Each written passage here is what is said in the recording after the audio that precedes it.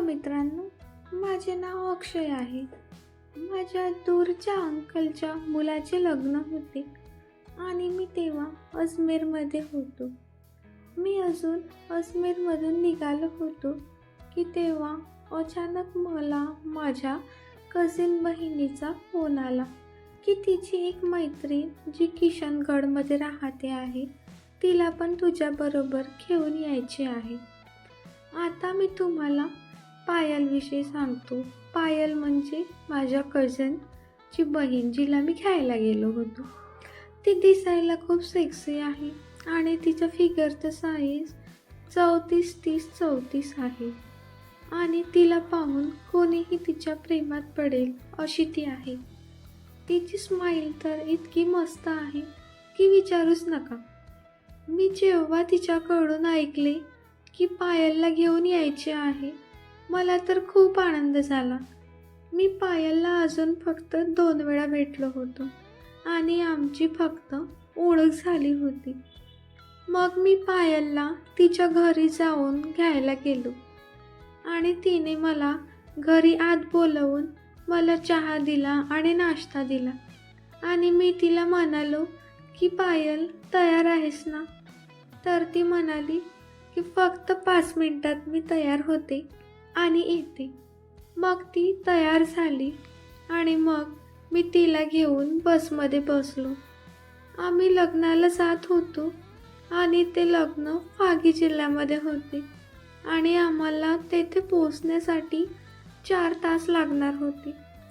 मग मी आणि तिने बोलायला सुरुवात केली आणि मग समजले पण नाही की आम्ही दोघी खूप चांगले मित्र बनलो. आणि मग आम्हाला बोलता बोलता हे पण समजले नाही की केव्हा फागे आले.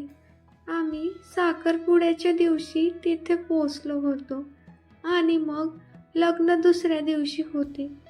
तिने त्या दिवशी टाईट टी-शर्ट आणि जीन्स घातले होते आणि तिला तसं पाहून वाटतं की आताच सगळं करून घ्यावं. मग आम्ही त्या रात्री दोघांनी मिळून खूप वेळपर्यंत डान्स केला. मग माझ्या मामाच्या मुलीला आमची शंका आली आणि तिने आम्हाला दोघांना बाजूला बोलवून एका जागी बसायला सांगितले आणि मग तिने आम्हाला विचारले की तुम्ही एकमेकाचे बॉयफ्रेंड आणि गर्लफ्रेंड बनणार का? तर मी तर लगेच हो म्हणालो आणि ती तर काही बोलायला तयार नव्हती. ती खूप लाजू लागली होती.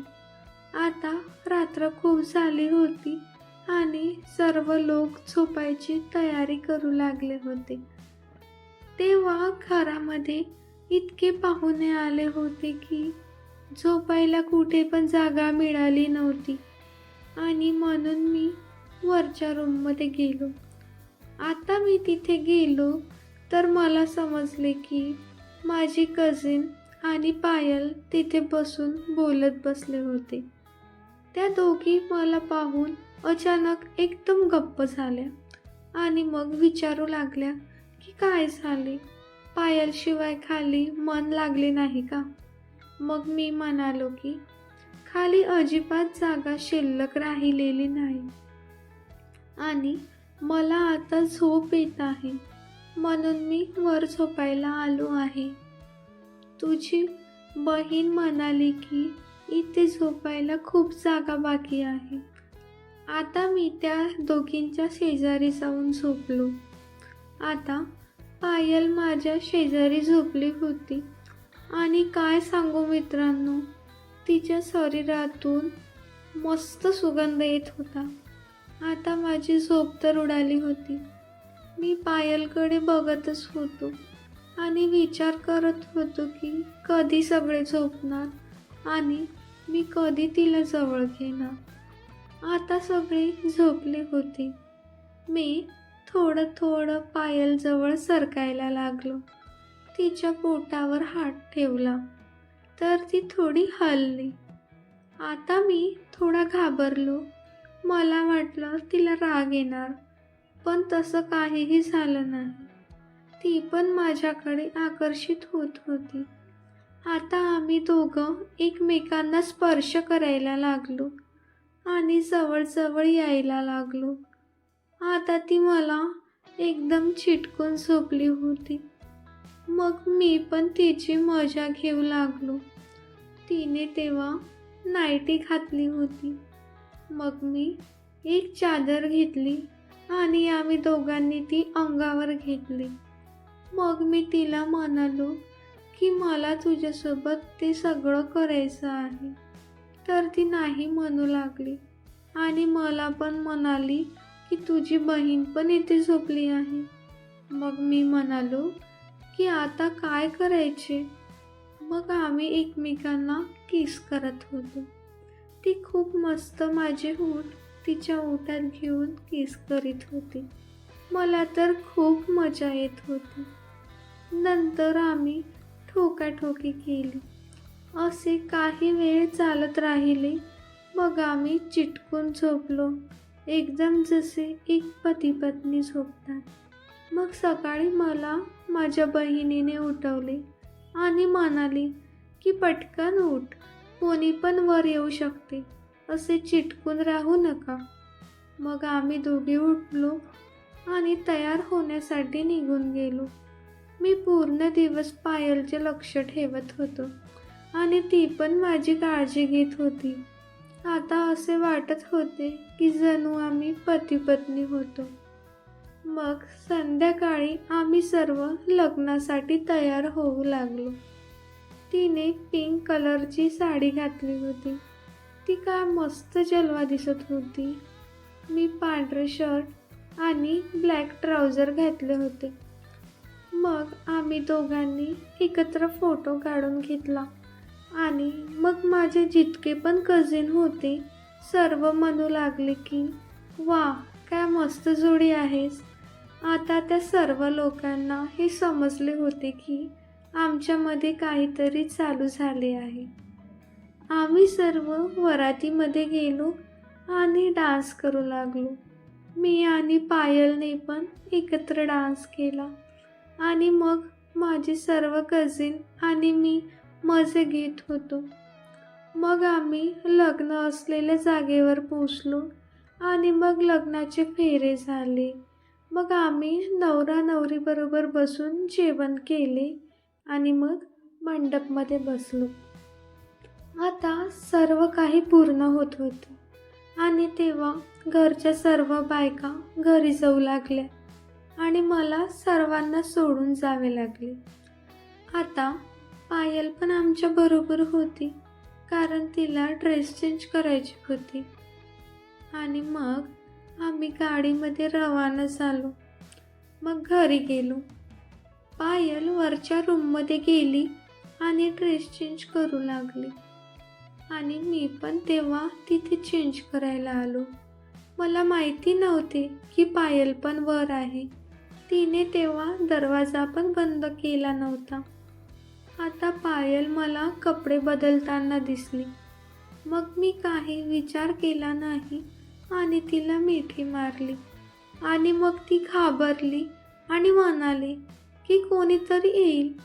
मग मी म्हणालो की थांब, मी ड्रेस चेंज करून खाली जातो आणि बाहेर निघून जातो. मग मी मागच्या दाराने घरामध्ये येतो. मग मी कार काढली आणि निघून गेलो, कारण सर्व बायका घरी थांबणार होत्या. मग मी कार पुढे जाऊन थांबवली आणि मग हळूच लपत छपत मागच्या दाराने वर निघून गेलो, जिथे पायल माझी वाट पाहत होती. मग मी रूममध्ये आत येताच तिने दरवाजा बंद करून टाकला आणि तिने कडी पण लावून घेतली. दरवाजा एकदम लॉक केला. मग आम्ही किस करायला लागलो. तिने पिंक कलरची पारदर्शी नाईटी घातली होती आणि ती खतरनाक सुंदर दिसत होती. मग आम्ही किस करायला लागलो. मी तिला ओठावर किस करायला सुरुवात केली आणि ती पण मला साथ देऊ लागली. तिचे आवाज मला वेड लावत होते. मी पुन्हा ते सगळं करायला खूप आसुसलेलो होतो. ती मला म्हणाली, अक्षय रिलॅक्स, मी तुझीच आहे. मग आम्ही एकमेकांना प्रेम करू लागलो. तेव्हा लाईट बंद होती. त्याचा आम्ही अजून फायदा घेतला आणि खूप वेळ केले. मग आम्ही दोघी करून करून खूप दमलो होतो. मग आम्ही एकमेकांवर झोपून राहिलो आणि ती पण डोळे मिटून त्याचा आनंद घेत होती. मग आम्ही कपडे घातले आणि मग मी परत मागच्या दारातून निघून गेलो. मी तिला घेण्यासाठी परत घरी आलो आणि पाहिले तर आता सरळ चालता पण येत नव्हते. आता मला मी केले त्याचे थोडे वाईट वाटू लागले होते, पण पायल आता खूप खुश होती. मग आम्ही काही वेळाने लग्नाच्या ठिकाणी परत पोचलो तर बहिणीने विचारले की पायल कुठे आहे, ती का दिसत नाही आहे, तिला काय झाले आहे. मग मी म्हणालो की ती जरा बाथरूममध्ये पाय घसरून पडली होती आणि त्यामुळे ती चांगली चालू पण शकत नव्हती. मग आम्ही फेरे चालू असताना खूप मस्ती केली. मग दुसऱ्या दिवशी आम्ही सर्व निघालो.